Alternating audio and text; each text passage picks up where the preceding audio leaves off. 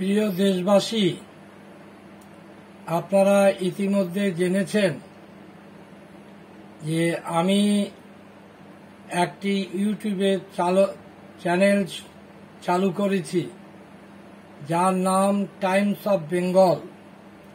কথাটা ইংরেজি হলেও বাংলায় লেখা ইউটিউব চ্যানেলে আপনারা যদি যান, এই চ্যানেল থেকে প্রতিদিন নিত্য নতুন দেশ বিদেশ, জেলা, ব্লক, স্থানীয় সংবাদ পরিবেশন করে চলেছি এবং করার অঙ্গীকারবদ্ধ। এই চ্যানেলটির মাধ্যমে মানুষের কাছে দ্রুত সংবাদ পৌঁছতে এবং আপনাদের মনের মতো সংবাদ নিতে আমি এই চ্যানেলটা চালু করেছি। আপনারা জানেন যে আমি দীর্ঘ ৪৭ বছর রাজনীতি করেছি জাতীয় কংগ্রেস,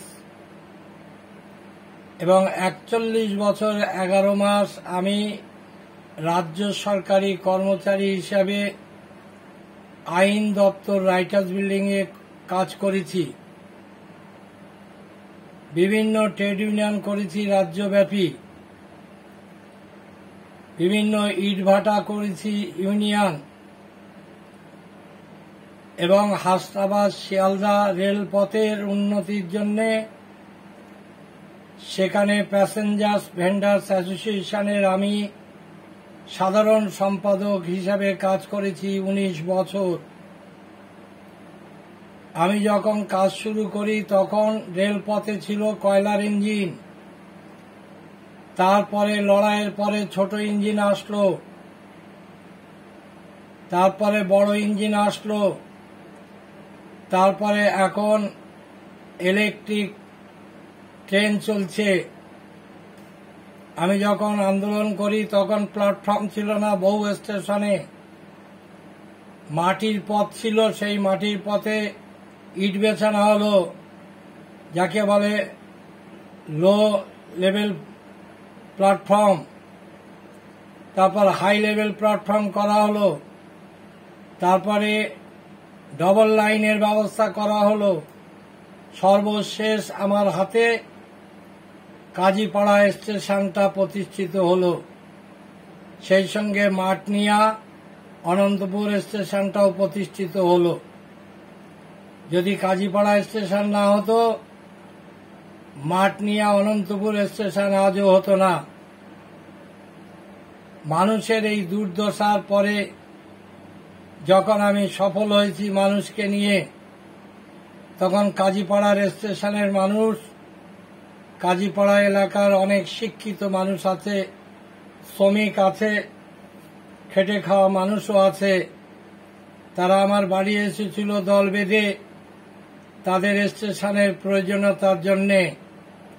সেই স্টেশন প্রতিষ্ঠিত করি। তারপরে চাকরি থেকে অবসর পেয়েছি ২০১৬ সালে। চাকরি অবসর হলো, হজ মোবারকে গেলাম, দুবার ওমরা হজ করলাম, একবার পূর্ণ হজ করলাম, রাজনীতিটা পরিত্যাগ করলাম। কিন্তু মানুষ আমাকে যারা ভালোবাসে, বিশ্বাস করে যে আমার কাছে আসতে মানুষের সঠিক পথ মিলবে এবং সুপরামর্শ পাবে, সেই সব নিপীড়িত মানুষরা আমার কাছে আজও পর্যন্ত আসে। আমি তাদের কল্যাণে কাজ করি এবং সেই কাজ মানুষ সেবা পায়।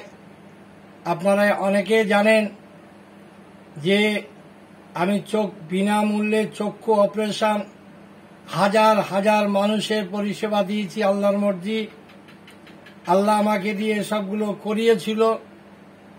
কিন্তু আজকের রাজনীতিতে সেই মানুষের রাজনীতি, দেশের কল্যাণের রাজনীতি, দেশের সংবিধানের রাজনীতি আজকের বিলুপ্ত হয়ে গেছে। সেই জন্য অতি ঘৃণায় নিজের সততা, নিজের প্রতিষ্ঠিত যে মানুষের কাছে যে আচরণ, সেটাকে বজায় রাখার জন্যে আমি রাজনীতিটাকে পরিত্যাগ করেছি। কিন্তু মানুষের কল্যাণের জন্য ভাবিত থাকি, মানুষের কল্যাণের জন্য চিন্তায় থাকি।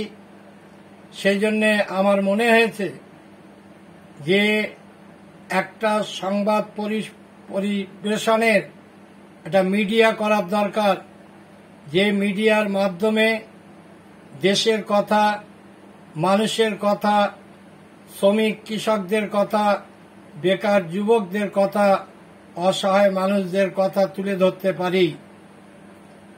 এই চ্যানেলটা কোনো রাজনৈতিক দলের নয়, কিন্তু যে কোনো রাজনৈতিক দলের মানুষ তাদের দলের কর্মসূচি নিয়ে এখানে বক্তব্য রাখতে পারে নিজস্ব।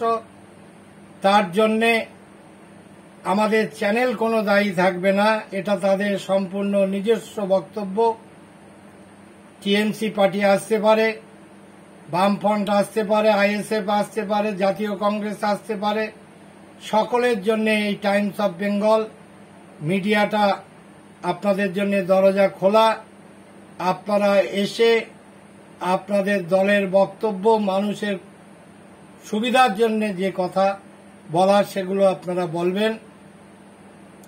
এবং আজকে আপনারা জানেন দেশব্যাপী সংখ্যালঘু মুসলিমদের উপর বা সংখ্যালঘু আদিবাসীদের উপর, উপজাতিদের উপর বিজেপি নির্মমভাবে দেশব্যাপী অত্যাচার চালাচ্ছে অমানবিকভাবে। তার বিরুদ্ধে দেশ জেগেছে। রাহুল গান্ধীর নেতৃত্বে এনডিএ দল জোটের উদ্যোগে এই বিজেপির বিরুদ্ধে মানুষকে সজাগ করার আমরা প্রতিজ্ঞাবদ্ধ। সেই জন্যে আমাদের এই লড়াই, এই সংবাদ সঠিকভাবে মানুষের কাছে পৌঁছবার দরকার। আপনারা জানেন কিছুদিন আগে ব্রিগেড প্যারেড গ্রাউন্ডে ওয়াকফ সম্পত্তি এই কেন্দ্রীয় সরকার বিজেপি আরএসএস সুপরিকল্পিতভাবে হস্তক্ষেপ করার জন্যে, হস্তগত করার জন্যে একটা আইন পাশ করেছে, যে আইনটা আজকে সুপ্রিম কোর্টে স্থগিত হয়ে রয়েছে। সুপ্রিম কোর্ট সঠিক বিচার করেছে, স্থগিত রেখে রায়দান এখন সম্পূর্ণ হয়নি। যে ওয়াকফের মধ্যে, ওয়াকফ বোর্ডের মধ্যে সমস্ত জাতির মানুষরা থাকবে এবং ডিএম থেকে শুরু করে যারা হিন্দু হোক, মানে অমুসলিমরা এসে আল্লাহর সম্পত্তি নিয়ন্ত্রণ করবে। এটা শুধুমাত্র মুসলমানদের আল্লাহর সম্পত্তি, ঈশ্বর গডের সম্পত্তির উপরে না, দেবত্ব সম্পত্তির উপরে হয়নি। যদিও এটা সফল হলে সমস্ত দেবত্ব সম্পত্তি, ঈশ্বরের সম্পত্তি, গডের সম্পত্তির উপরে হস্তক্ষেপ বিজেপি করার প্ল্যান। তার বিরুদ্ধে সারা বাংলা যেভাবে জেগেছিল, ভারতবর্ষে এমন ব্রিগেড কখনো দেখিনি, দেশ স্বাধীনতার আগে, দেশ স্বাধীনতার পরে। দুর্ভাগ্য, এই অল ইন্ডিয়া মুসলিম পার্সোনাল ল বোর্ড সম্পূর্ণ আমাদের পশ্চিমবাংলার কিছু চাটুকার, মৌলভী মাওলানা নামে খ্যাত, যদিও এরা তথাকথিত, এরা রাজনীতির সঙ্গে যুক্ত, রাজনীতির রসদ খায় এরা। এদের জন্যে সেই ব্রিগেড প্যারেড গ্রাউন্ডের এটা হয়নি, সফল হয়নি, বাতিল হয়েছিল। হাইকোর্টে মামলা হয়েছিল, মামলার শেষ কি সেটা জনগণ আজও পর্যন্ত জানল না। সম্প্রতি কলকাতায় মাওলানা কামারুজ্জামান সাহেব, নওশাদ সিদ্দিকী এমএলএ সহ সকলের মিলে প্রায় 24টা সংগঠন একত্রিত হয়ে ওয়াকফ সম্পত্তি এবং পরিযায়ী শ্রমিকদের দুর্দশা বিজেপি শাসিত রাজ্যে তাদের নিয়ে একটা বিক্ষোভ মিছিল করেছিল। পুলিশ নির্মমভাবে লাঠিচার্জ করেছিল নিরস্ত্র মানুষদের উপরে। এমনকি আমার স্নেহভাজন এমএলএ নওশাদ সিদ্দিকী পুলিশ বুকের উপরে ঘুষি পর্যন্ত মেরেছিল, তাকে হাসপাতালে যেতে হয়েছিল। তারপরে জামিন পেল, আবার জামিন পেয়ে এসে আবার আন্দোলন করলো। আমি যেটা বলতে চাই যে আন্দোলন করেছে, ঠিক করেছে, বিধিসম্মতভাবে ঠিক হয়েছে। এই আন্দোলনের পারমিশন সরকার দেবে না, তাই এই আন্দোলন বিনা পারমিশনই করা হয়েছিল। আমি বলতে চাই, বিনা পারমিশনে যখন আমি আন্দোলন করতে পারলাম, তাহলে ব্রিগেড প্যারেড গ্রাউন্ডে বিনা পারমিশনে কেন আমরা করতে পারলাম না? আজ সেই দিন, সেই আন্দোলনে এমএলএ নওশাদ সিদ্দিকী সহ বেশ কিছু মুসলিম লিডার আছে যাদেরকে বলা হয়নি, ডাকা হয়নি। এটা দুর্ভাগ্যের। যাই হোক, পরবর্তীকালে যখন সেই ওয়াকফ সম্পত্তি নিয়ে আন্দোলন করা হলো এবং বিনা নোটিশই হলো, এবং পাশাপাশি আমাদের মাননীয় মুখ্যমন্ত্রী মমতা ব্যানার্জি, তার কি গাত্র দেওয়া হয়েছিল আমি জানি না। যেমন তার দলের মুসলিম এমএলএদের একটা মুসলমানের কথা বলার অধিকার নেই, যা বলবে মমতা ব্যানার্জি বলবে। এটা আমি কি করে জানলাম? একবার আপনারা জানেন, ডক্টর নুরুজ্জামান সাহেব দেগঙ্গা থেকে এমএলএ হয়েছিল, আমাদের বসিরহাট মহকুমার এমপি হয়েছিল, একবার এমপির প্রার্থী হয়েছিল। আমি বিধানসভার ভিতরে গিয়েছিলাম কংগ্রেস এমএলএ ফিরোজা বেগমের সঙ্গে দেখা করতে। বাইদি ভাই দেখা হলো, তাকে বলছি যে আপনার বাবা হাসানুজ্জামান সাহেব একজন বড় আইনজীবী ছিলেন, শুধু নয় মুসলিম লিডার হিসেবে পরিচিত ছিল। বিধানসভায় সে কিভাবে বক্তব্য রাখত আমি কানে শুনেছি, চোখে দেখেছি। আমি বিধানসভার ভেতরে চাকরি করার ওসিলা করে সেখানে ভেতরে থাকতাম, গ্যালারিতে কোন এমএলএ কি বক্তব্য রাখছে শুনতাম। হাসানুজ্জামান সাহেব যখন বলতেন, সমস্ত কথা বলার মধ্যে থেকে মুসলিমদের স্বার্থের কথা বলতেন, এবং সেই বলার মধ্যে বিধানসভা স্তব্ধ হয়ে থাকত, পিন পড়লে শব্দ হতো।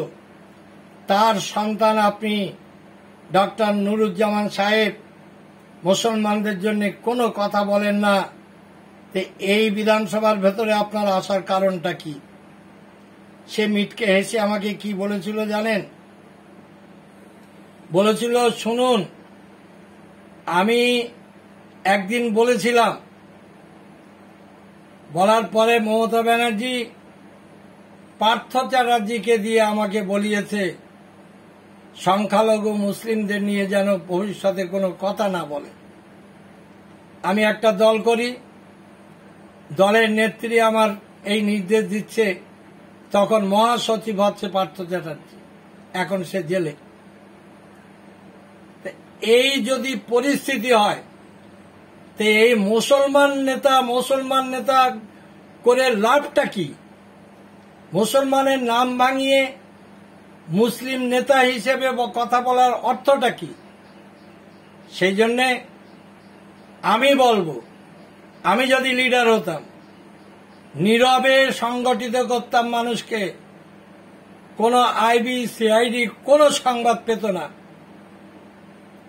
একটা দিন হতো, কোনো ফ্ল্যাগ হবে না, কোনো ফেস্টুন হবে না, কোনো মিছিল হবে না, পায়ে হেঁটে একটা জমায়েত হয়ে যেত। পুলিশ তুমি কার সেদিন প্রমাণ হয়ে যেত। আর পুলিশ তুমি কে, আর জনগণ তুমি কে, আর অকার সম্পত্তি কার, আমার আল্লাহর গায়েবী সাহায্য আমরা পেতাম। লিডার হতে গেলে ওই মিডিয়ার সামনে বগর বগর করে নিজের প্রচার করার, অর্থ করার কোনো যুক্তি নেই। আল্লাহর নৈকট্য লাভ যদি করতে হয়, আল্লাহর সন্তুষ্টি যদি পেতে হয়, আমার নবী করিম সাল্লাল্লাহু আলাইহি সাল্লামের দোয়া যদি পেতে হয়, তাহলে ঈমানদারি করে ঈমানি দায়িত্ব পালন করতে হবে এবং ইসলামের জন্য করতে হবে, আল্লাহর সম্পত্তি রক্ষা করার জন্য করতে হবে। দেশের কোন মুখ্যমন্ত্রী যতই বড় শত্রু হোক না কেন, সে তো ঘোষিত, মমতা ব্যানার্জি ঘোষণা করেছে আমার চাইতে বড় শত্রু কেউ হবে না। এত বড় আস্পর্ধা পেয়েছে একমাত্র কতিপয় পাঁচাটা মুসলমান নেতাদের জন্য এটা পেয়েছে। আজকের সেই দলের মধ্যে তারা থেকে একটা প্রতিবাদ করিনি। এর জবাব কাল কিয়ামতের দিন দিতে হবে। এমএলএ সাহেবরা শুনে রেখে দাও, দুনিয়া দুদিনের, তারপরে আমার আল্লাহর কাছে বাবা চলে যাবে। কবরের হিসাব দিতে দিতে সেই কাল কিয়ামতের দিন কিন্তু চরম হিসাব হবে। সেদিন জবাব দিও, তুমি কার? তুমি আল্লাহর, তুমি আল্লাহর রসুলের, তুমি ইমানের, তুমি কোরআনের, তুমি হাদিসের, না তুমি তোমার রাজনীতি চাটুকারিতার মধ্যে থাকলে? সেদিন জবাব দিতে হবে। মরতে তোমার হবেই ভাই। আমি আজকে দীর্ঘ বক্তব্য রাখছি না, শুধু সর্বশেষে একটা কথাই বলি। আমি যে মিডিয়াটা তৈরি করেছি, বাংলায় লেখা টাইমস অফ বেঙ্গল, ইউটিউব চ্যানেলে গেলেই আপনারা পাবেন। আমার ছবি আছে সেখানে। আপনারা লাইক করবেন, শেয়ার করবেন এবং সাবস্ক্রাইবটা করে এই মিডিয়াকে মজবুত করবেন, যাতে ইসলামের কথা, বঞ্চনার কথা, মানুষের কথা, দেশের কথা, অপরাধের কথা আমরা যেন তুলে ধরতে পারি। কেউ যদি না তোলে আমরা তুলব বলে অঙ্গীকারবদ্ধ। আমরা আপনাদের পাশে চাই। এই বলে আমি আমার বক্তব্য শেষ করছি। জয় হিন্দ, আল্লাহ হাফেজ, আসসালামু আলাইকুম।